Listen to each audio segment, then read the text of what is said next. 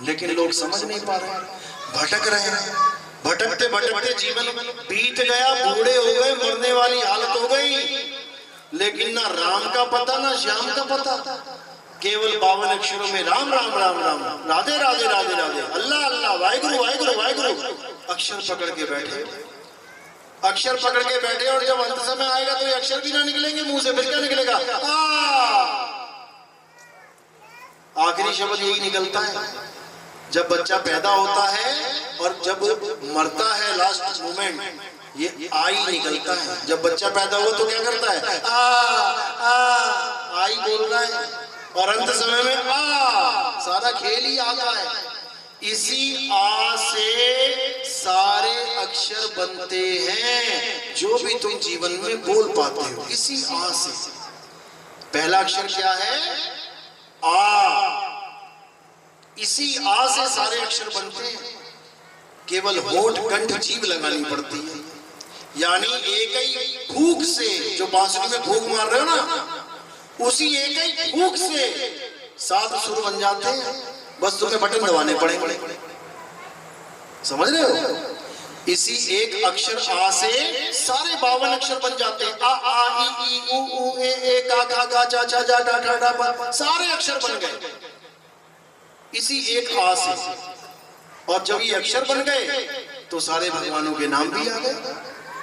या रा ला वा शा, जब ये लाइन बन गई तो रा उठा लिया राम का। पा भा बा भा मा, माँ बन गया तो इधर से माँ उठा लिया, बन गया रा माँ। ये अक्षर ना बनते अगर, किसने बनाए ये अक्षर? किसने बनाए?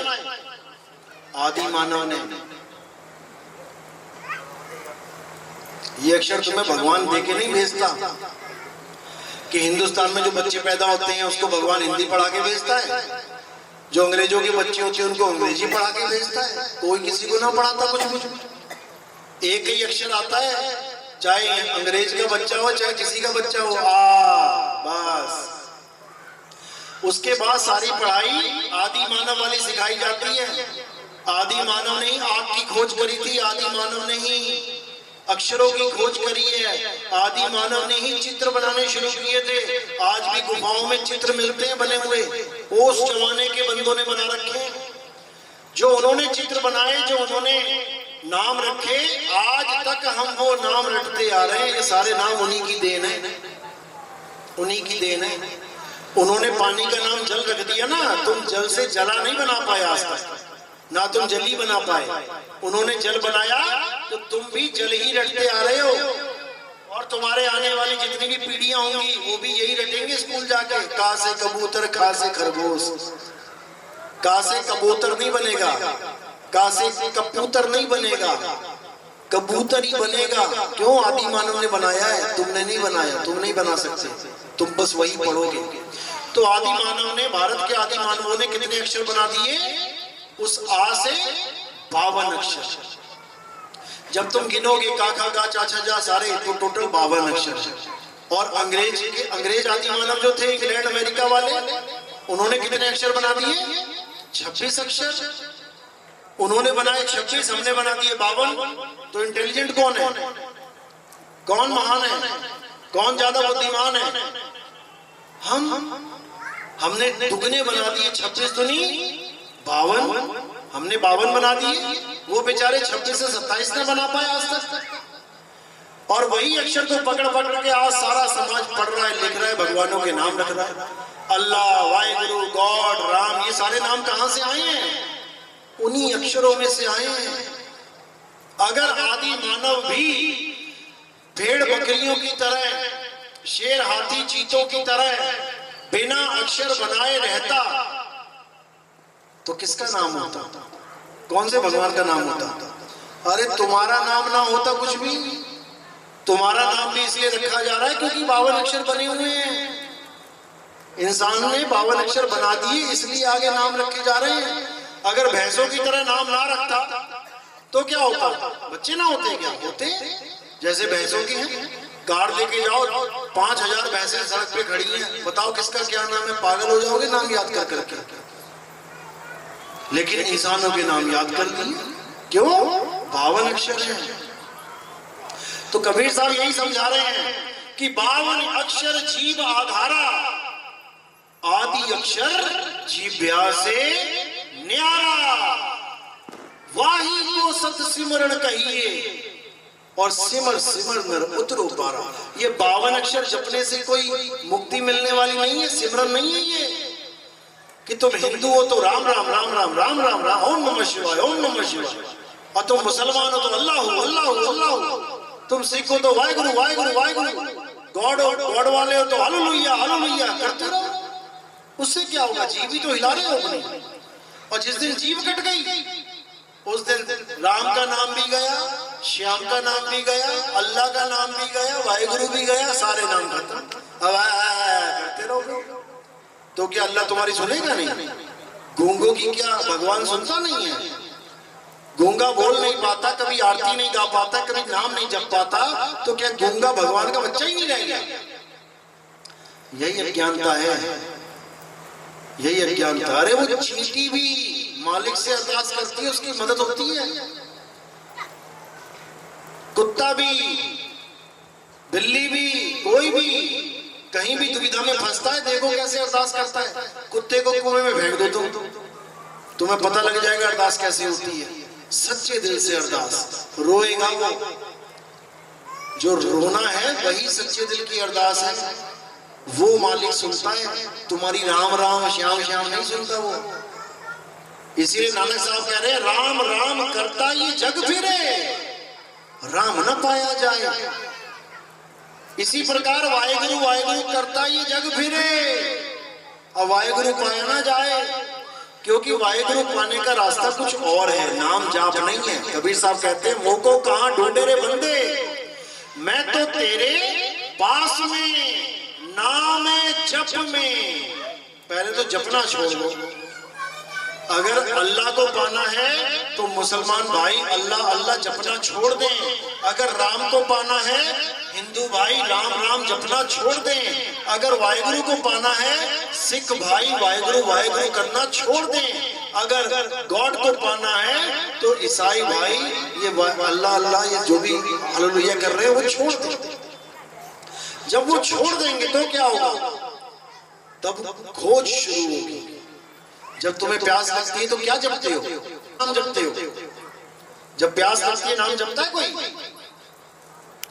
5 नाम है, जल वाटर नीर तोय पानी। इनमें से कौन सा नाम जपोगे जब प्यास लगेगी? पानी पानी पानी पानी पानी पानी पानी पानी पानी पानी जपते रहो। वाटर वाटर वाटर, नीर नीर नीर, तोय तोय तोय, जपते रहो। जब तक जपोगे वो पानी कभी मिलेगा ही नहीं। तो क्या करना पड़ेगा? पानी को पानी पानी पानी करना, जपना छोड़ना पड़ेगा। उसके बाद किसी से पूछना पड़ेगा। भरी गर्मी में जा रहे हो तुम, गला सूखा पड़ा है, अनजान शहर है, प्यास लगी है बहुत कस के, क्या करोगे? गली में पानी पानी जपोगे? बिल्कुल नहीं। कोई आदमी खड़ा मिलेगा, उससे पूछोगे भैया नल है कहीं पे?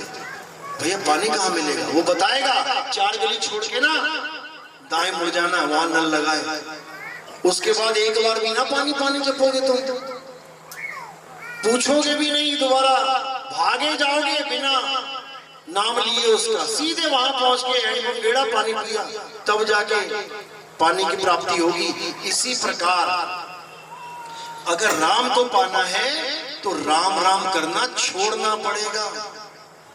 वाहेगुरु को पाना है वाहेगुरु वाहेगुरु करना छोड़ना पड़ेगा। अल्लाह को पाना है अल्लाह अल्लाह करना छोड़ना पड़ेगा। और करना क्या पड़ेगा? उस राम को खोजना पड़ेगा। वो है कहाँ?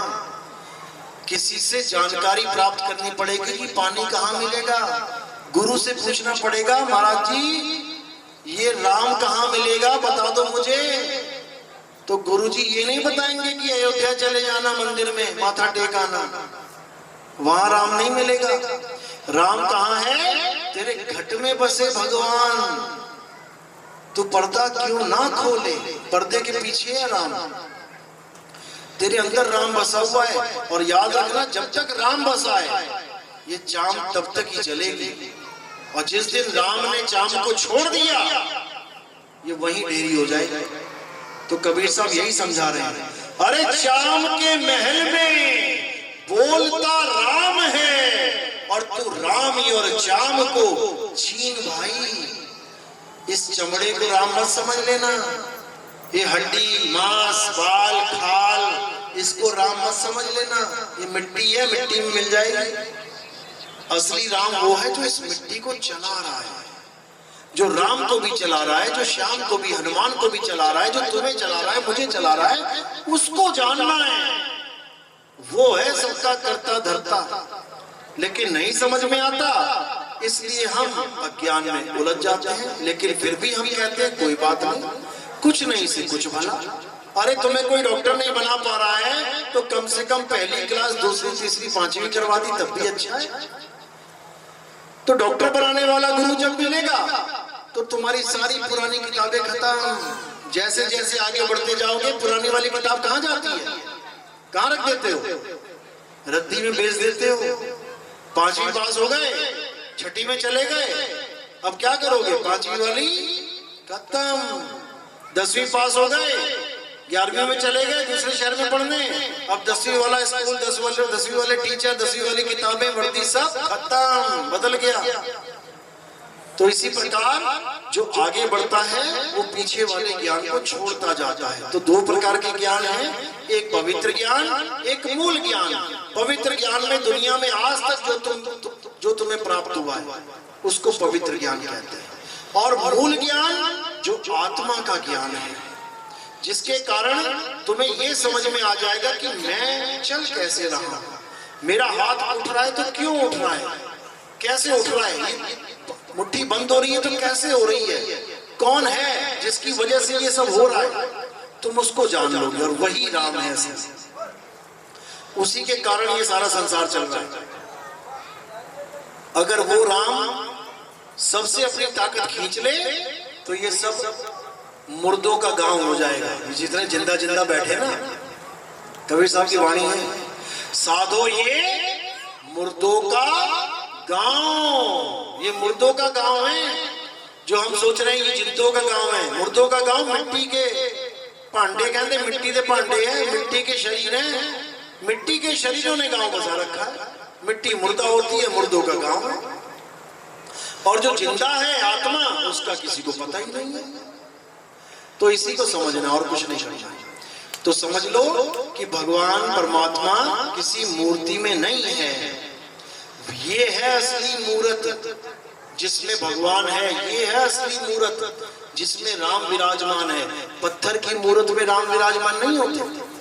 अभी मक्खी बैठ जाए तुम्हारी नाक पे, कितने सेकंड बैठने दोगे? कितनी देर बैठने देते हो?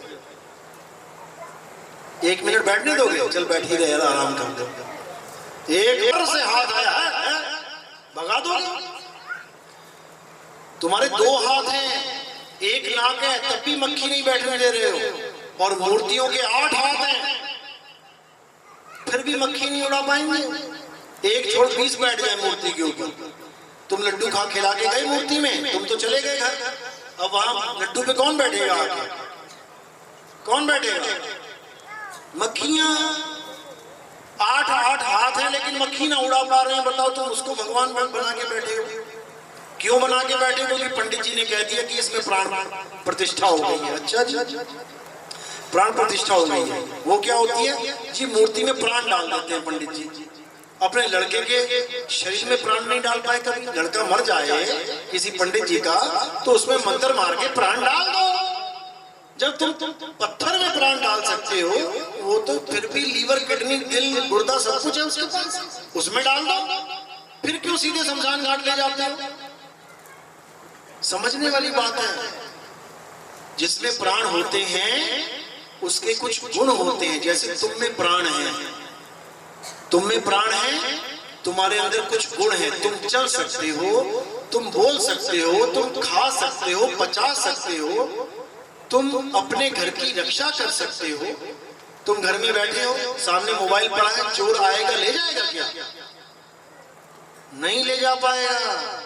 तुम बैठे हो लेकिन भगवान के मंदिर में गया, भगवान के सामने गल्ला उठाया और चर्चा बना, भगवान नहीं रोक पाया। क्यों? क्योंकि प्राण नहीं है। भगवान छोड़ो, इंसान छोड़ो, तुम कोई बहुत बढ़िया वाला खतरनाक सा कुत्ता पाल लो, एक पिटबुल पाल लो, बुलडॉग पाल लो, तुम भले घर में ना हो, क्या चोर तुम्हारा मोबाइल ले जाएगा घर में घुस के? ऐसी हालत कर देगा ना, दोबारा घुसेगा नहीं कभी जीवन में। क्यों? क्योंकि उसमें प्राण है।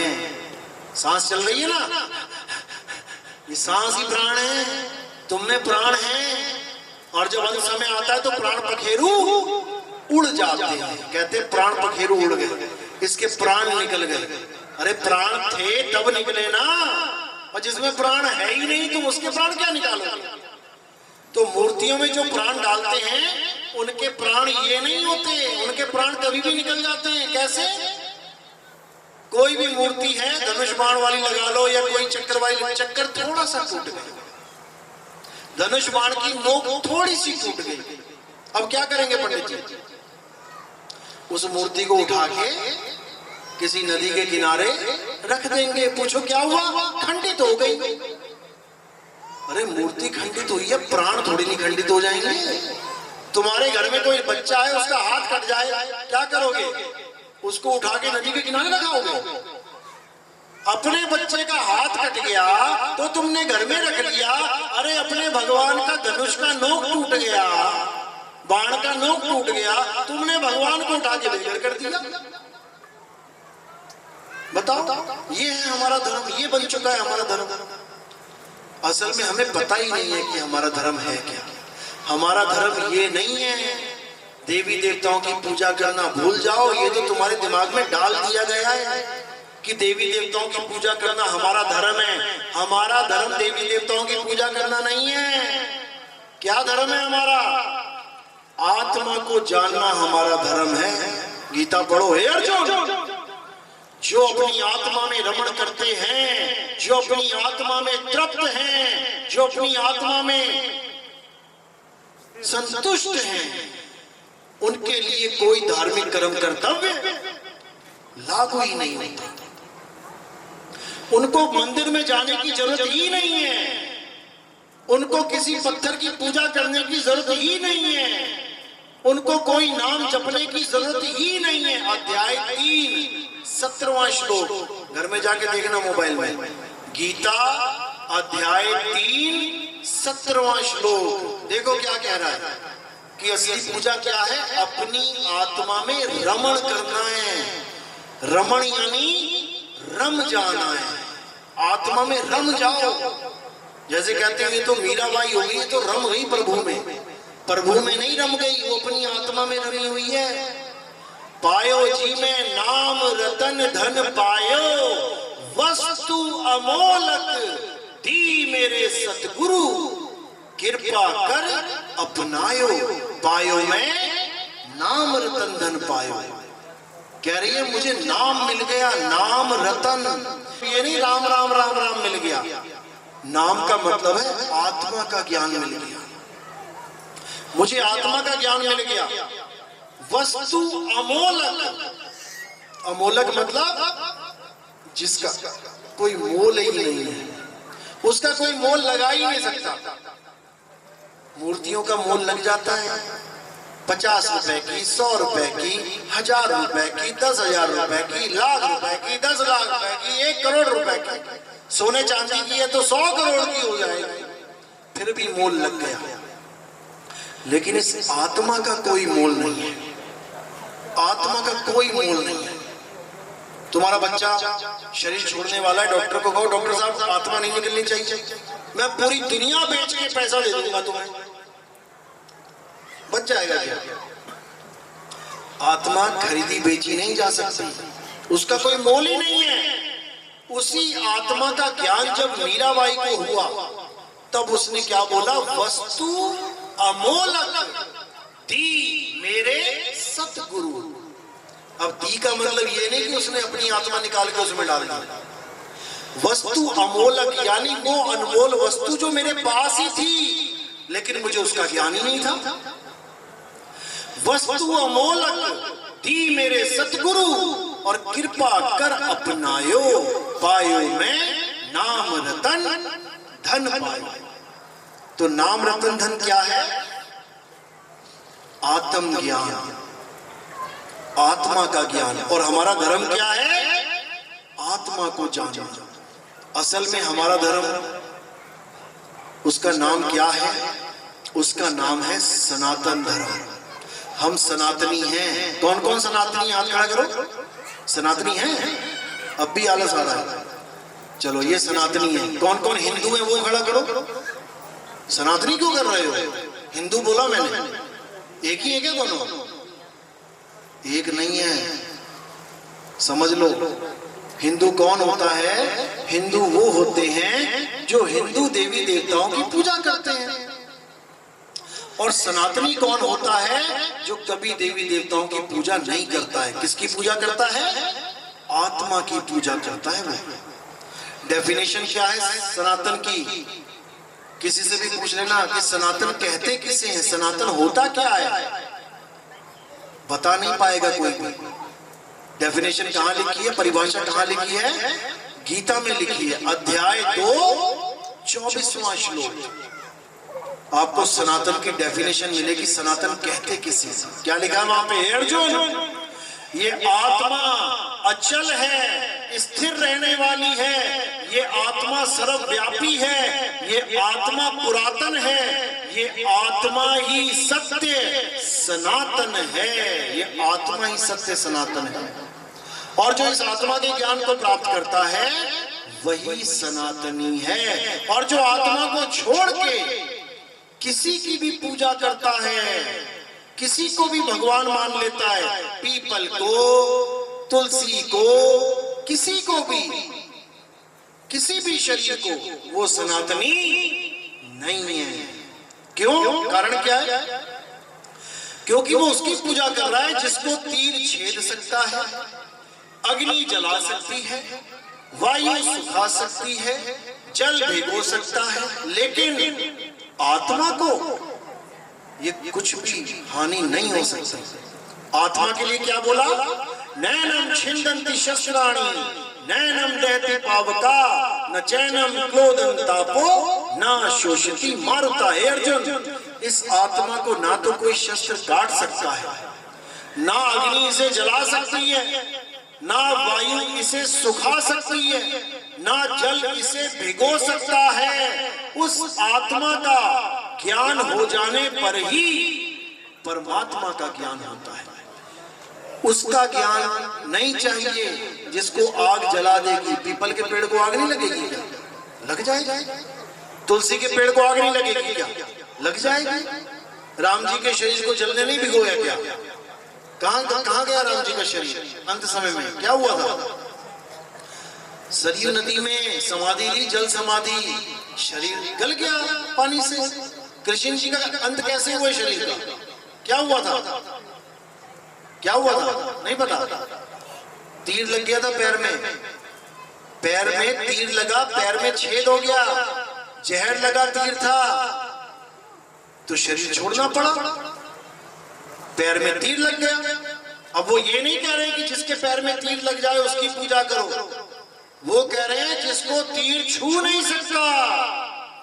हे अर्जुन, जिसे शस्त्र काट नहीं सकता, अग्नि जला नहीं सकती, वायु सुखा नहीं सकती, जल भिगो नहीं सकता, जो उसकी पूजा करते हैं वही समझना कि मेरी पूजा करते हैं। क्यों? क्योंकि मैं शरीर नहीं, आत्मा हूं। जब मैं आत्मा हूं तो मेरे थोड़ी नहीं तीर लगा। किसके लगा? शरीर के। मैं कार चलाता हुआ आ रहा था, कार पंचर हो गई, मैं थोड़ी नहीं पंचर हो गया। कार पंचर हुई, काटा कार में, टायर में लगा, मेरे पैर में थोड़ी लग गया। इसको समझना है। तो कबीर साहब यही समझा रहे हैं कि आत्मज्ञान बिना नर भटके, कभी मथुरा कभी काशी, और जल में मीन प्यासी, मुँह देखते आवे हंसी। समझ में आ रही है मेरी बात की ऊपर से जा रही है? किस किस को थोड़ी सी भी समझ में आई मेरी बात? हाथ खड़ा करा। थोड़ी सी भी समझ में आई? अभी नवरात्रि शुरू है ना, सब मंदिर में खड़े मिलेंगे, भले समझ में आई हो ना आई हो। कहने का मतलब आत्मा की पूजा करनी है। किसी पत्थर की पूजा नहीं करती है। देवी माँ अष्टांगी है, 8 अंगों वाली है ना। देवी माँ सबकी माता है ना, जग जननी। माँ के 2 हाथ होते तो बच्चे के कितने हाथ होते हैं? तुम्हारे बच्चे हुए ना, कितने हाथ हैं उनके? 2 हुए ना। क्यों? कारण क्या है? बकरी के बच्चे के तो 4 हो जाते हैं, 1 से हैं हाथ पैर। चींटी के बच्चे के 6 हो जाते हैं, मकड़ी के बच्चे के 8 हो जाते हैं। वो कान खजूरा है, वो बतीड़ा कहते हैं, उसके तो 32 पैर आ जाते हैं, 32 जोड़े। क्यों? कारण क्या है? कारण क्या है नहीं पता? क्योंकि उसकी माँ के वैसे पैर हैं। जितनी माँ के पैर होंगे उतने बच्चे के पैर होंगे, जितनी माँ के हाथ होंगे उतने बच्चे के हाथ होंगे। तो तुम्हारी माँ है जग जननी 8 हाथों वाली, तुम्हारे कितने हाथ हैं भाई? अम्मा जी के 8 हाथ हैं, बच्चा जी के 2 हाथ हैं, कैसे काम बनेगा? समझो, अगर माता के 8 हाथ हैं और वो जग जननी है तो बच्चों के भी 8 हाथ होने चाहिए। डीएनए में फर्क कैसे हो गया? डीएनए चेंज हो गया? नहीं हुआ चेंज। तुम्हारे भी 8 ही अंग हैं, लेकिन तुम्हें अपने अंग पता ही नहीं है। तुम्हारे पास भी 8 अंग हैं। कैसे? माता के पास 5 तत्व हैं। 5 तत्व, सबसे ऊपर आसमान, वायु, अग्नि, धरती, जल, ये 5 तत्व है माया के पास, माता के पास। और उसके पास 3 गुण हैं, रजोगुण, सतोगुण, तमोगुण। यानी शरीर बनना, शरीर पलना, शरीर नाश हो जाना। ये 5 और 3 8 अंग हैं माता के, इसलिए उसको कहते हैं अष्टांगी। अब इस दुनिया में कहीं भी नजर दौड़ा लो, तुम्हें यही 8 अंग मिलेंगे, ये 5 तत्व मिलेंगे। तुम कहीं भी देख लो, और 3 गुण मिलेंगे। यानी हर चीज पैदा हो रही है, पल रही है और नाश हो रही है।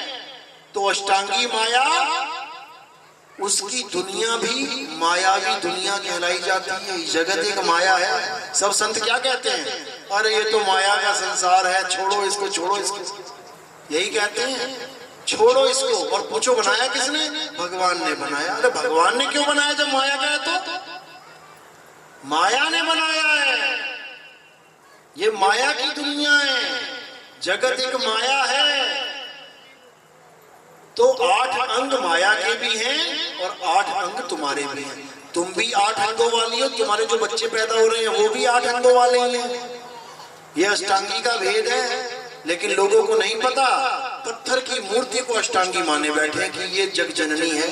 अरे जग जननी वो नहीं है, जग जननी है ये बैठी हैं, ये हैं माताएं। अगर सबके ऑपरेशन करवा दो दुनिया में, बच्चा ही ना हो किसी को, बताओ कैसे होगा बच्चा? कौन सी माँ पैदा करेगी?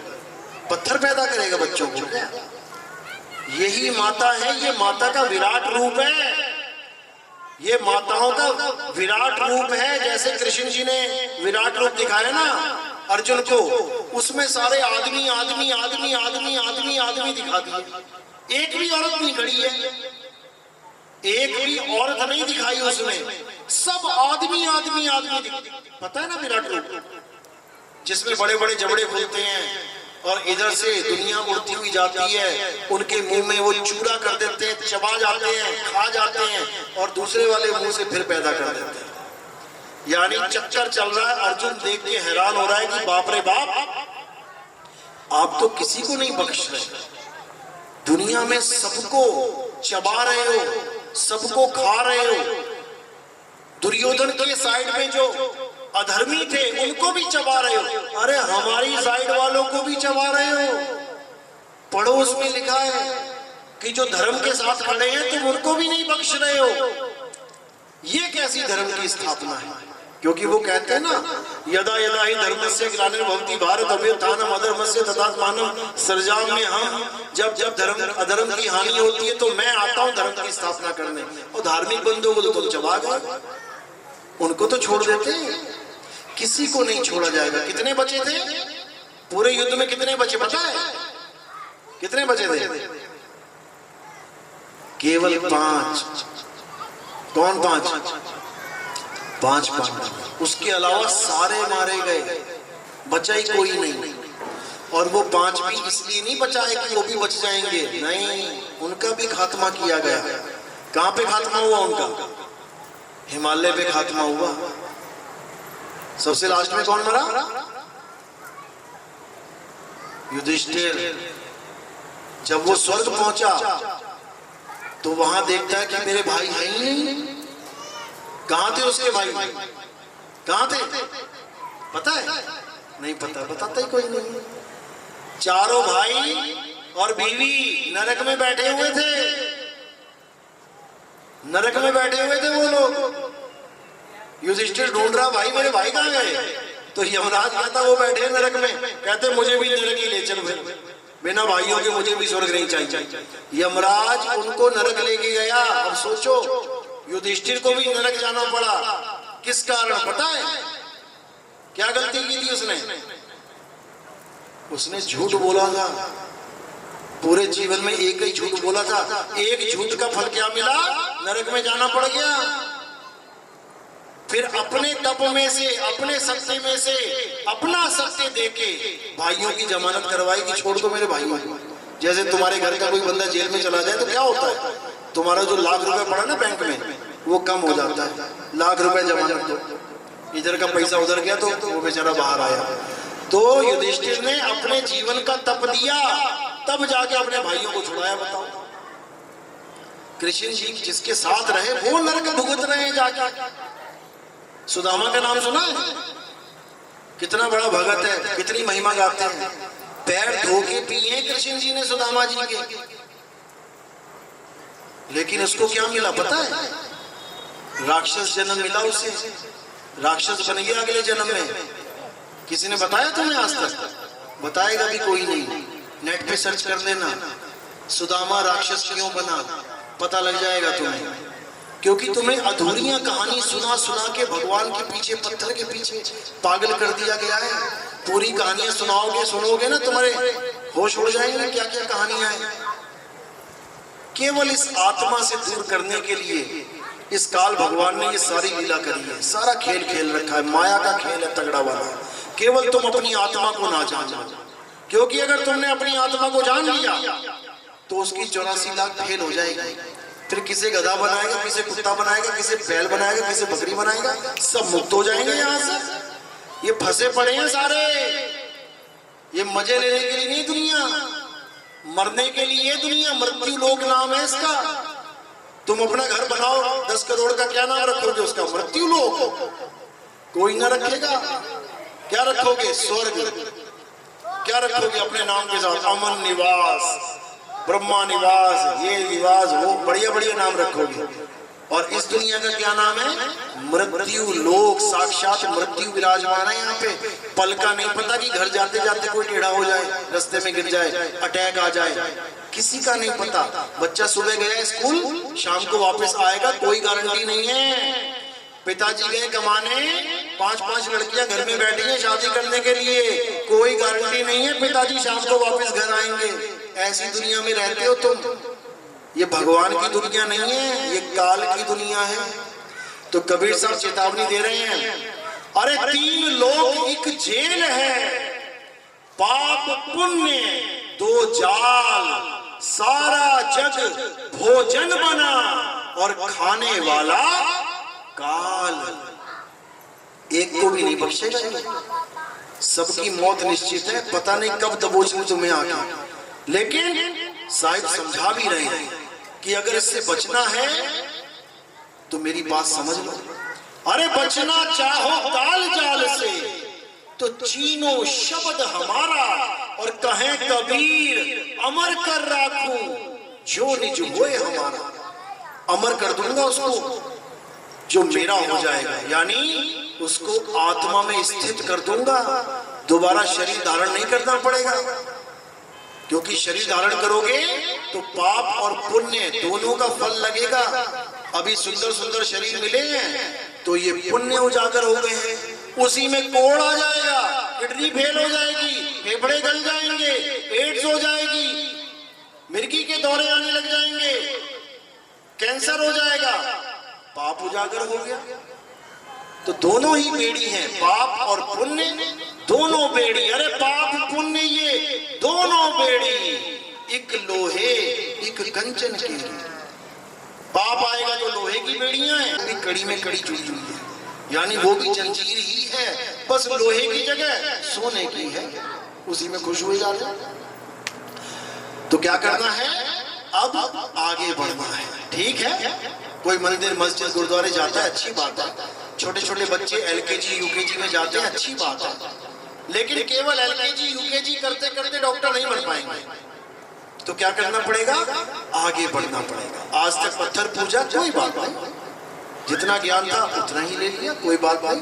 लेकिन अब आत्मा की बात आई है, तो सारी चीजों से मुक्त होके आत्मा में स्थिर हो जाना है, तभी मुक्ति मिलेगी, तभी ये इंसान जन्म सफल होगा, तभी माता की पूजा सफल होगी, तभी राम जी की पूजा सफल होगी, तभी हनुमान जी की, सबकी पूजा तभी सफल होगी जब आत्म ज्ञान हो जाएगा। इसके अलावा धक्के खाने पड़ेंगे, धक्के, समझ लो। और ये इंसान चोला बार बार नहीं मिलता, मानुष्य जन्म अनमोल है, ये मिले ना बारंबार। तरवर जो पत्ता गिरा, अरे बहुर न लागे डार। एक बार पत्ता गिर गया ना, तुम भले कितना ही चिपकाते रहो उसको, वहीं पे देख लेना चिपका कर चिपक जाएगा क्या। अब पूरी सदी यानी पूरा साल बीतेगा, पतझड़ बीतेगा, दोबारा जब बसंत आएगा तब आएगा वो पत्ता। चलो वो तो एक साल में आ भी गया, लेकिन तुम्हारा चक्कर एक साल का नहीं है।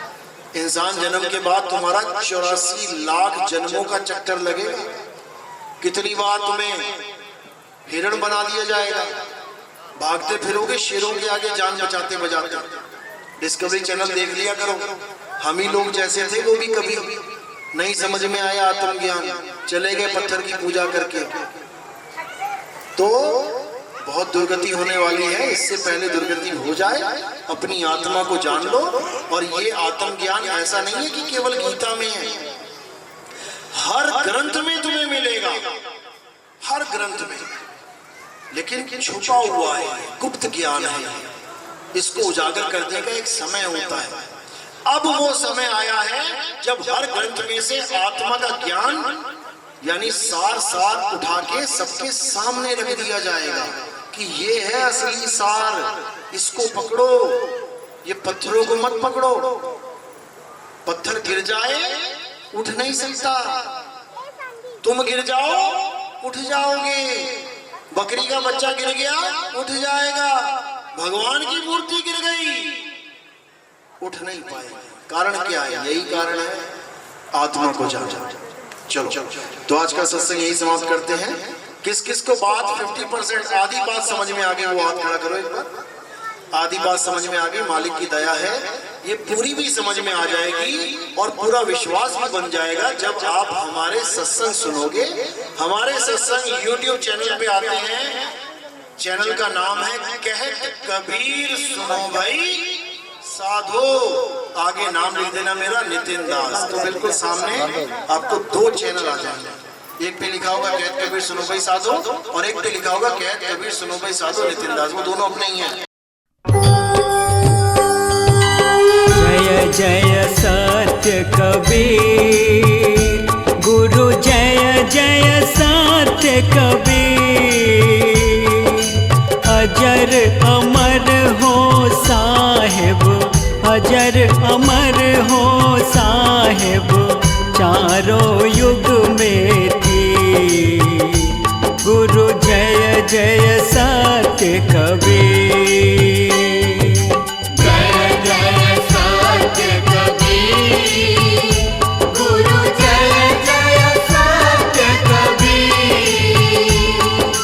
अजर अमर हो साहिब, अजर अमर हो साहिब, चारों युग में भी। गुरु जय जय सत्य कबीर, सत्य नाम सत सुकृत, सत रत हत कामे, गुरु सत रत हत कामी,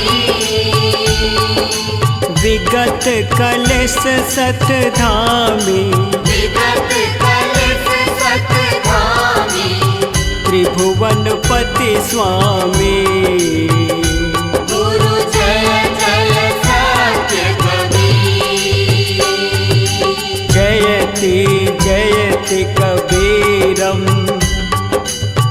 नाशक भवपीरम गुरु नाशक भवपीरम धारयो मनुज शरीरम धारयो मनुज शरीरम शिशुवर सरतीरम गुरु जय जय सत्य कबीर कमल पत्र पर शोभित शोभाजित कैसे गुरु शोभाजित कैसे नीलांचल पर राजित नीलांचल पर राजित मुक्तामणि जैसे गुरु जय जय सत्य कबीर परम मनोहर रूपम प्रमुदित सुख राशि गुरु प्रमुदित सुख राशि अति अभिनव अविनाशी अति अभिनव अविनाशी काशीपुरवासी गुरु जय जय सत्य कबीर हंस उबारन कारण प्रगटे तन धारी गुरु प्रगटे तनधारी पारख रूप बिहारी पारख रूप बिहारी अविचल अविकारी गुरु जय जय सत्य कबीर साहेब कबीर की आरती अगणित अगहारी गुरु अगणित अगहारी धर्मदास बलिहारी धर्मदास बलिहारी मुद मंगलकारी गुरु जय जय सत्य कबीर साहेब कबीर की आरती जो कोई गावे गुरु जो कोई गावे भक्ति पदारथ पावे मुक्ति पदारथ पावे भव में नहीं आवे गुरु जय जय सत्य कबीर जय जय सत्य कबीर गुरु जय जय सत्य कबीर अजर अमर हो साहिब अजर अमर हो साहिब चारों युग में थी गुरु जय जय सत्य कबीर गुरु जय जय सत्य कबीर गुरु जय जय सत्य कबीर जय जय सत्य कबीर गुरु जय जय सत्य कबीर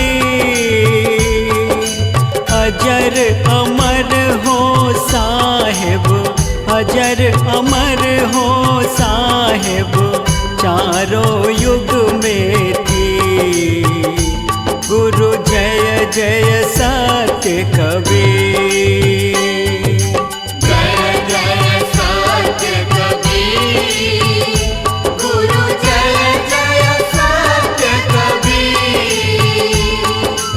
अजर अमर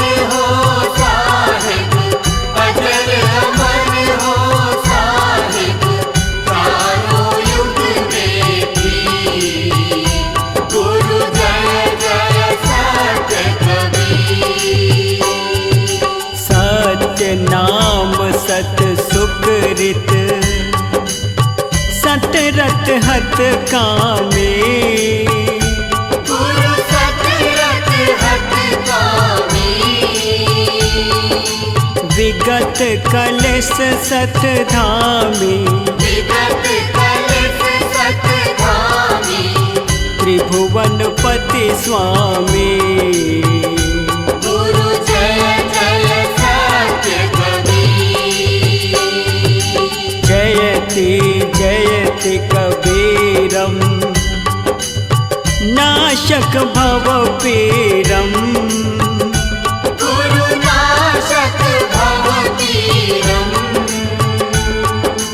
धारयो मनुज शरीरम धारयो मनुज शरीरम शिशुवर सरतीरम गुरु जय जय सत्य कबीर कमल पत्र पर शोभित शोभाजित कैसे गुरु शोभाजित कैसे नीलांचल पर राजित नीलांचल पर राजित मुक्तामणि जैसे गुरु जय जय सत्य कबीर परम मनोहर रूपम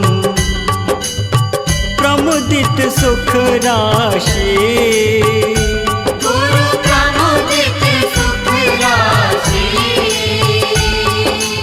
अति अभिनव अविनाशी अति अभिनव अविनाशी काशीपुर वासी गुरु जय जय सत्य कबीर हंस उबारन कारण प्रगटे तन धारी गुरु प्रगटे तनधारी पारख रूप बिहारी पारख रूप बिहारी अविचल अविकारी गुरु जय जय सत्य कबीर साहेब कबीर की आरती अगणित अगहारी गुरु अगणित अगहारी धर्मदास बलिहारी धर्मदास बलिहारी मुद मंगलकारी गुरु जय जय सत्य कबीर साहेब कबीर की आरती जो कोई गावे गुरु जो कोई गावे भक्ति पदारथ पावे मुक्ति पदारथ पावे भव में नहीं आवे गुरु जय जय सत्य कबीर जय जय सत्य कबीर गुरु जय जय सत्य कबीर अजर अमर हो साहिब अजर अमर हो साहिब चारों युग में थी गुरु जय जय सत्य कबीर गुरु जय जय सत्य कबीर गुरु जय जय गुरु जय जय सत्य कबीर अजर अमर हो साहिब अजर अमर हो साहिब चारों युग में थी गुरु जय जय सत्य कबीर जय जय सत्य कबीर गुरु जय